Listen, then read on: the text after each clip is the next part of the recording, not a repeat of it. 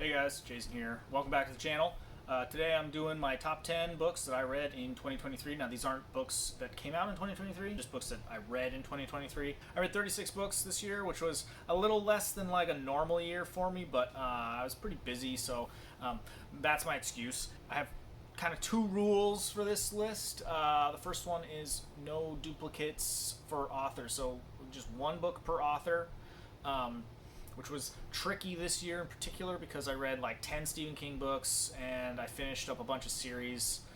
So it got a little hard to actually get 10 books all from different authors. But regardless, my second rule is no rereads. That one didn't really apply. I don't reread books very often. I didn't reread any books this year. All right, let's get right into the list here. Number 10 is Tell Me I'm Worthless by Alison Rumfitt. This is a debut novel by this author. I really enjoyed it. It was really dark and crazy and had to do with like transgenderism and fascism in like a really interesting, weird way. It's kind of on its face a haunted house story, sort of. It's essentially the story of three friends, Alice, Isla, and Hannah. They spend a night in this haunted house, and it's kind of them telling their story from their perspectives, or at least Alice and Hannah. It's really just a weird, interesting book, but yeah, I really, really liked it. Number 9 is The Fires of Heaven by Robert Jordan. This is book 5 in the Wheel of Time. I don't want to spoil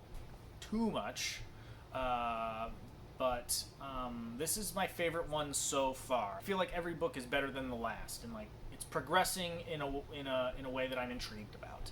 I mean, basically we've got Matt and Rand hanging out with the Aiel, and Moraine I think is with them, and they're doing their thing, going towards Camelin. There's a lot of really interesting stuff with Nynaeve and Egwene in like in the dream realm, Teleran Riyadh. I don't know if I'm butchering that name or not, but I probably am. I guess one of my biggest kind of gripes about the book was Perrin was not in it at all, and he was like my favorite character from book 4, which was very Perrin centric. So maybe I don't know. It's like I don't know if like every other book will be him or whatever. I'm curious to see what happens in book 6 basically. I want more Perrin. Number 8 is Lolita by Vladimir Nabokov. This is a very gross book that is written beautifully. I don't know, it's very affecting. It's essentially a story of, it's like a confession of this guy. His name's Humbert,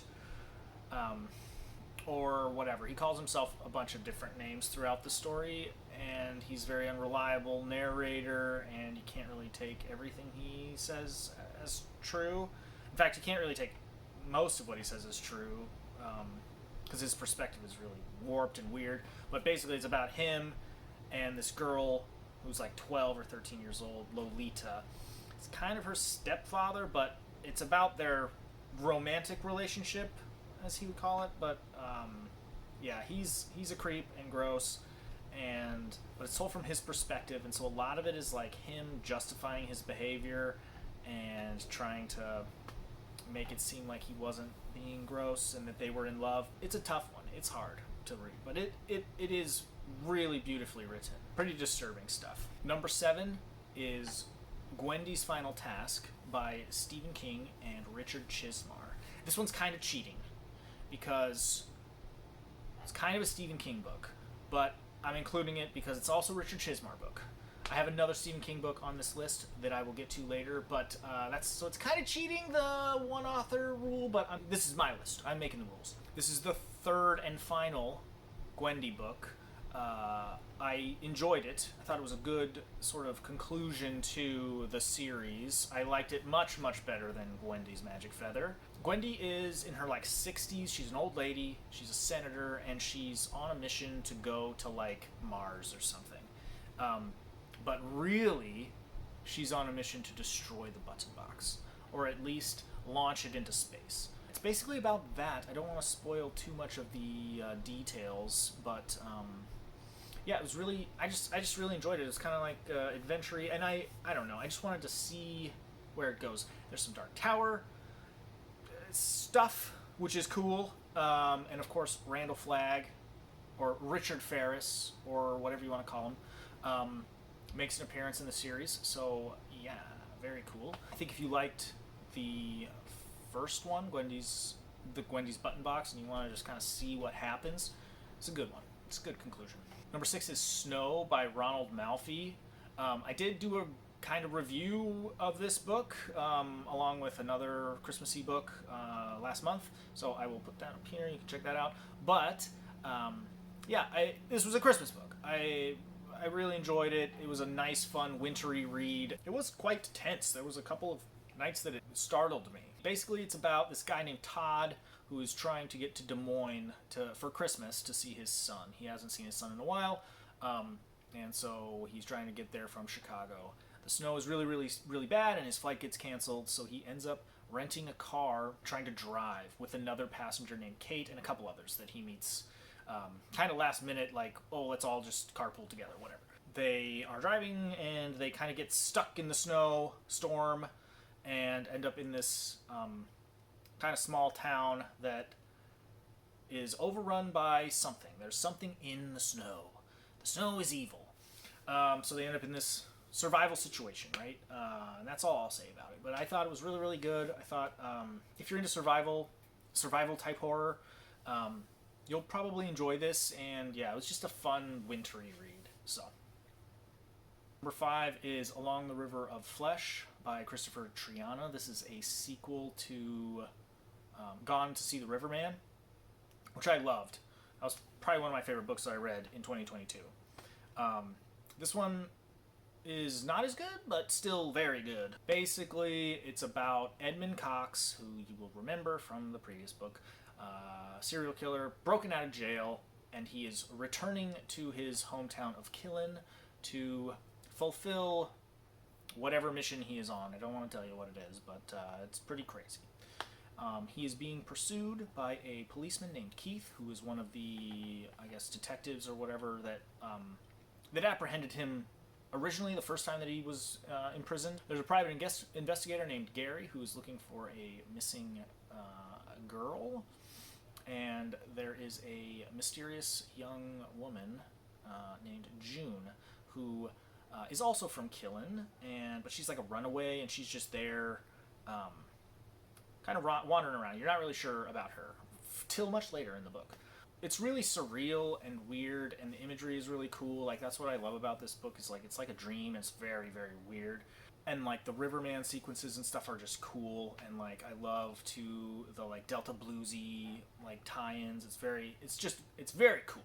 It also is telling that by the end of the book, I'm like rooting for Edmund Cox, the crazy serial killer. It just goes to show how horrible the other characters, Keith and Gary, are. They are bad people, and I don't like them. Very good. I want to read more Christopher Triana. Number 4 is All the Pretty Horses by Cormac McCarthy. Rest in peace. This is the first in a trilogy. It's about a guy named John Grady and his friend Rollins. They're like teenage boys. I don't know. They kind of run away from home. Texas is where they're from, and they're heading to Mexico. And along the way, they meet another young boy named Blevins. He's weird.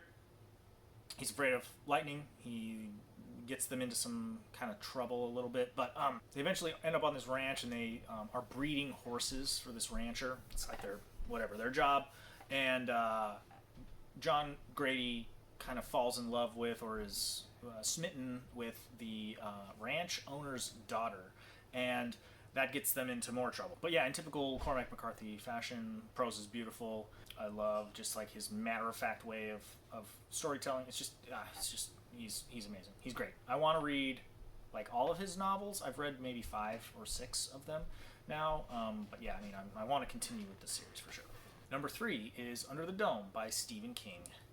This book gets a lot of hate from Stephen King fans. I actually really, really enjoyed it. I wouldn't put it in his like top 10 or anything, but it was pretty good. It's basically about a small town gets completely covered by this invisible dome. It's impenetrable. No one can come in. No one can go out, and they're completely isolated. And it's this like kind of Lord of the Flies, small town politics thing. There's a main character. His name is Barbie. He's a a veteran, and he is kind of he's in communication with some people from the outside, some army buddies from the outside that are trying to like help him investigate what's going on, like what's causing the dome, right?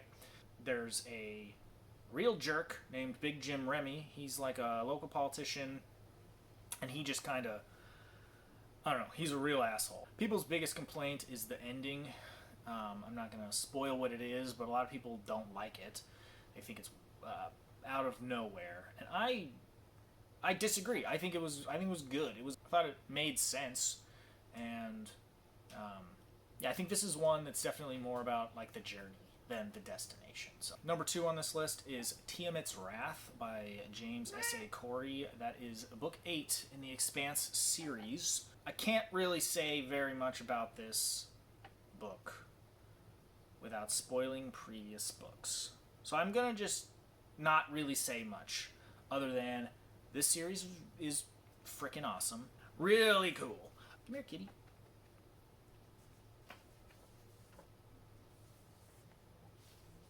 So yeah, go read it.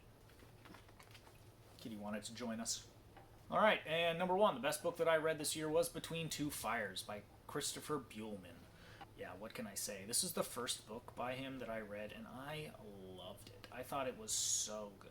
It really scratched that like Dark Souls kind of itch for me. Like it really had that vibe that I loved. I loved the Catholic religious like imagery.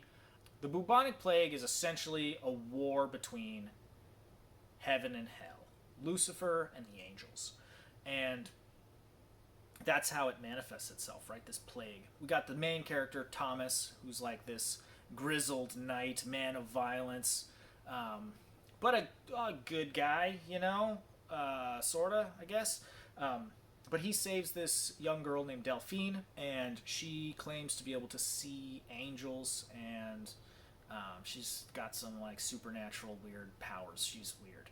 She needs to get to Avignon. I'm probably butchering that. They're traveling along through Paris to this town that she is like, oh, I need to get here. And along the way, they meet this priest, Father Matthew, who is having like a crisis of faith, and he's like drunk all the time, and I don't know, this like weird party of little misfits traveling across France and encountering all these crazy monsters and biblical things, and it's wild. It's so good. I loved it. I'm gonna read more Christopher Buehlman. If you have any recommendations, please let me know in the comments, because I really liked this book. I am a sucker for the trope, the man of violence trying to turn away from, you know, change his ways, getting sucked back in, unable to escape his past, escorting of a young person that is like some kind of savior figure, like think of The Last of Us. Like, I love that shit. So like that's this one. I think this one really hit for me because of like all of those elements. But anywho, that's my 10 favorite books I read this year. Let me know in the comments if you've read any of these and what you think. Also, what your favorite books that you read this year were. That'd be great. I'd like to hear from you. Reminder, if you would like to participate in our book club, this month, January, we are reading The Cipher by Kathy Koja. Read it, and then come join us in February. I will be posting a video with my thoughts and stuff, probably the first week of February.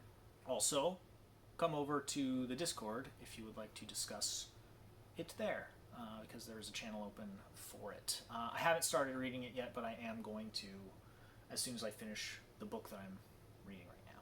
That is all. I hope you all have a lovely new year, and thanks for watching. I'll see you guys next time. Peace.